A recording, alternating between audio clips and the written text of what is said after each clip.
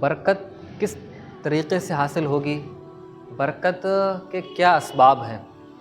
تو آپ دیکھیں کہ اللہ تعالیٰ قرآن میں ارشاد فرماتے ہیں وَلَوْ أَنَّ أَهْلَ الْقُرَىٰ آمَنُوا وَاتَّقَوْا لَفَتَحْنَا عَلَيْهِمْ بَرَكَاتٍ مِّنَ السَّمَاءِ وَالْأَرْضِ وَلَٰكِن كَذَّبُوا فَأَخَذْنَاهُمْ بِمَا كَانُوا يَكْسِبُونَ کہ اگر بستی والے لوگ ایمان لاتے اور تقوی کی راہ پر چلتے تو ہم ان پر آسمان اور زمین کی برکتوں کے دروازے کھول دیتے، لیکن زیادہ تر لوگوں نے جھٹلایا تو اللہ تعالیٰ فرماتے ہیں اس کی وجہ سے ہم نے ان کی پکڑ کی۔ تو یہاں آپ نے دیکھا اللہ تعالیٰ فرما رہے ہیں کہ ایمان اور تقوی یہ برکت کا بہت بڑا سبب ہے۔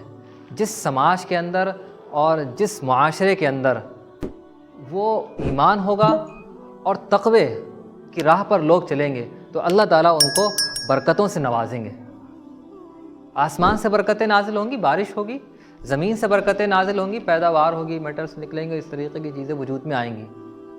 اور برکت ہم نے ذکر کیا تھا کہ بہت ضروری چیز ہے، اس لیے کہ اگر ظاہر زندگی نعمت ہے اور اگر اسی زندگی میں برکت ہو تو یہ اور بڑی نعمت ہے، اور زندگی اگر بغیر برکت کے ہو تو پھر وہ میننگ لیس لائف ہے اور بے فائدہ زندگی ہے، لا حاصل زندگی ہے۔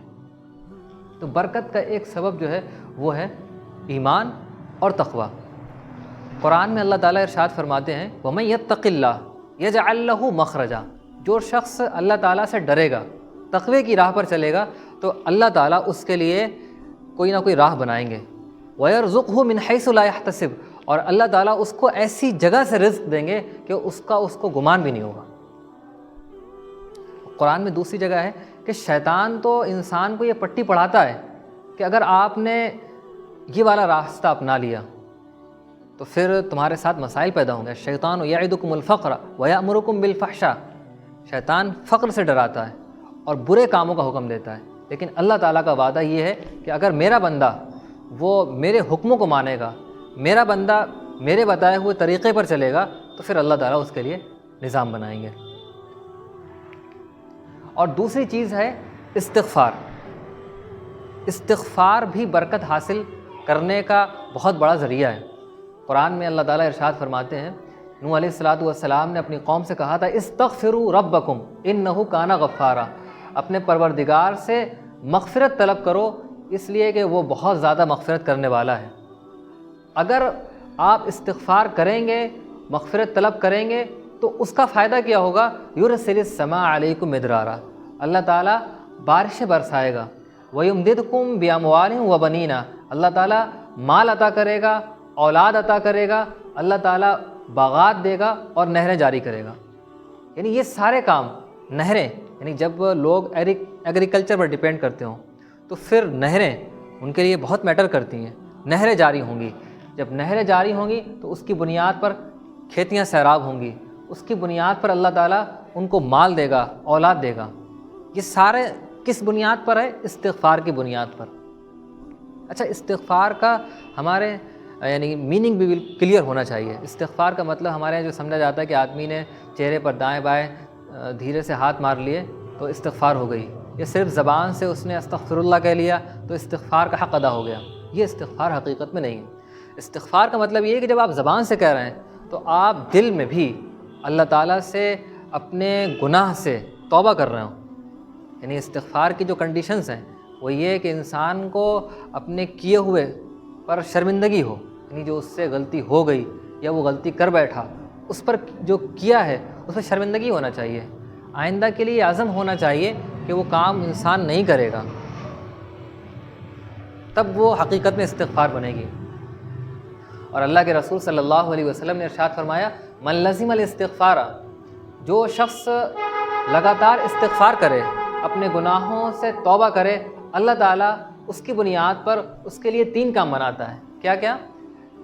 جعل اللہ لہ من کل ضیق مخرجا ہر تنگی سے نکلنے کا راستہ بنا دیتے ہیں، اللہ تعالیٰ ہر غم سے نجات عطا فرماتے ہیں، ورزقہ من حیث لا یحتسب اور اللہ تعالیٰ اس کو ایسی جگہ سے رزق عطا فرماتے ہیں کہ اس کو گمان بھی نہیں ہوتا۔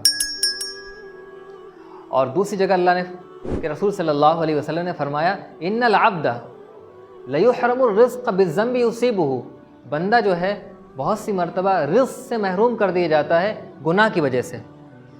گناہ کی وجہ سے بندہ رزق سے محروم کر دیا جائے تو رزق تو دیکھو ایسا ہے وہ اللہ تعالیٰ مسلمان کو بھی عطا کرتے ہیں، اور جو اللہ تعالیٰ پر ایمان ہی نہیں رکھتا، کافر ہے، اس کو بھی عطا کرتے ہیں.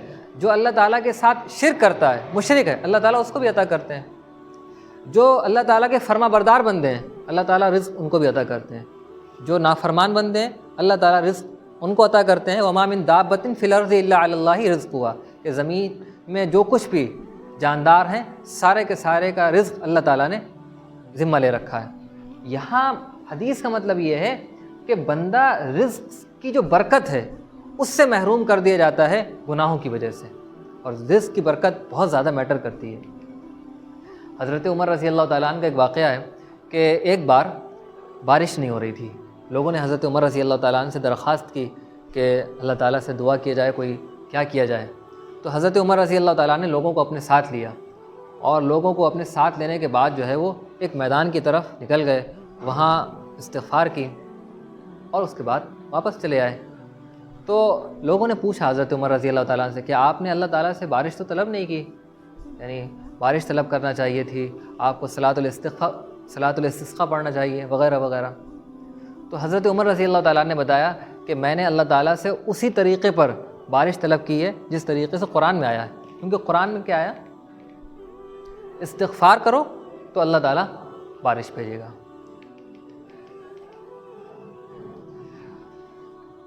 اور ایک چیز ہمیں آپ کو جو سمجھنا ہے یہاں پر وہ یہ کہ ہمارے یہاں برکت کے حاصل کرنے کے جو الگ الگ طریقے لوگوں نے گھڑ رکھے ہیں، اور جو بہت واہیات قسم کے ہیں، یعنی بیس لیس ہیں، نان سینس ہیں، ان سے بچنا چاہیے. جو طریقے قرآن میں آئے ہیں، جو طریقے حدیث میں آئے ہیں، اللہ کے رسول نے بتائے، ان کو اپنانا چاہیے. جیسے بہت سی کتابوں میں مل جاتے ہیں کہ اگر آپ کے گھر پر دلہن آ رہی ہے، اس کے پیر دھو کر گھر کے چاروں کونوں میں ڈال دیے جائیں تو اس سے گھر میں برکت آئے گی. ظاہر ہے اس سے قرآن حدیث اس کا کوئی لینا دینا نہیں ہے. یہ اس طریقے کی اور بھی چیزیں لوگوں بتاتے ہیں، تو اس کے بچنے کے بجائے جو قرآن اور حدیث میں طریقے بتائے گئے ہیں اس کو اپنانا چاہیے.